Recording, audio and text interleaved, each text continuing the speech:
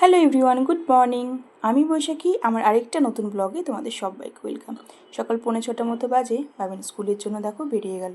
তারপরে অনেকটা টাইম কেটে গেছে, আমি সমস্ত কাজকর্ম সেরে নিয়েছি, প্রায় 11টা মতো বাজে। কালকে ওয়াশিং মেশিন চালিয়েছিলাম রাত্রে, সেটাই জামাকাপড়গুলো এখনও গুছিয়ে নিচ্ছি। আর জানো, আমার ব্যালকানিতে দেখো কি দারুণ বাগানভেলিয়াটা ফুটেছে। নিজের হাতে লাগানো গাছে যদি একটু পাতা দেখা যায় কি ভালো লাগে বলো, নতুন পাতা, নতুন ফুল। এই গাছটা আমি অনেকদিন আগে এনেছিলাম, দুই একটা ফুল হতো, আজকে দেখছি বেশ অনেকগুলো ফুল হয়েছে, আরও ফুল হবে, মানে ওই স্ট্রিংটা দিয়ে পুরো হবে, ধরো কত সুন্দর লাগবে দেখতে। আজ রান্না করেছিলাম একটু বড়ি দিয়ে চাল কুমড়োর ঘন্ট, এটা যেন তো খেতে খুব ভালো লাগে। আর করেছিলাম মসুর ডালের বড়া রসা। এই রসাটা হলে পরেই আমার বাবিনের আর আমাদের তিনজনেরই ভীষণ প্রিয়।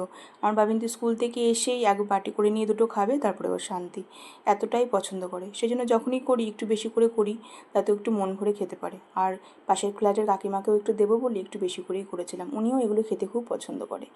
আচ্ছা যাই হোক, অনেকে আমাকে জিজ্ঞেস করো যে তুমি কি এখানে একাই থাকো, মানে ফ্যামিলিতে আর কাউকে দেখতে পাও না? তো তোমাদেরকে বলি, হ্যাঁ গো, আমি এখানে একাই থাকি। একা ইন দ্য সেন্স, আমরা তিনজন, আমি, আমার হাজব্যান্ড আর আমার ছেলে। পার্থর চাকরি সূত্রে আমার এখানে কলকাতায় সেটেল হওয়া, প্রায় 12 বছর হতে চললো আমি কলকাতায়। আর আমার শ্বশুরবাড়ি হচ্ছে নবদ্বীপ, আর বাপের বাড়ি হচ্ছে অগ্রদ্বীপ, মানে কাটোয়া স্টেশন, কাটোয়া বর্ধমানের আন্ডারে, মানে বর্ধমান জেলার কাটোয়া যে শহরটা আছে তার থেকে 2টো স্টপেজ আগে আমার বাপের বাড়ি। একটা উন্নত গ্রাম বলতে পারো, গ্রামই বলা যায় এখনও ওটাকে, কিন্তু উন্নত গ্রাম, বেশ ভালো। তো ওখানেই আমার বাপের বাড়ি।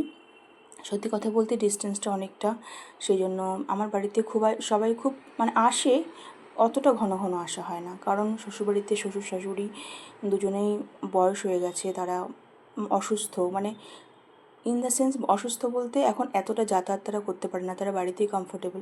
পার্থ শরীর খারাপ হওয়ার পরে মা এখানে এসেছিল ওকে দেখতে।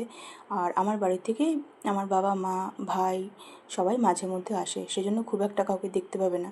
আর আমি নিজের মতন থাকতেই একটু পছন্দ করি।